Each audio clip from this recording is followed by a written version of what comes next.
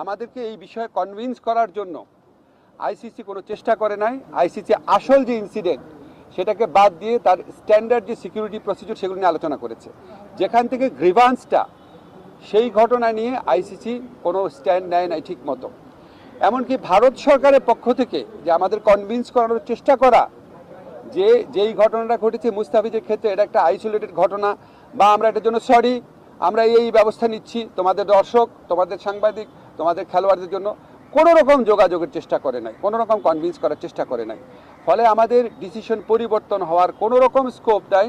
আমরা এখনও আশা করব, আমরা মনে করি আমরা আইসিসি থেকে সুবিচার পাই নাই, আমরা এখনও আশা করব আইসিসি সুবিচার করবে।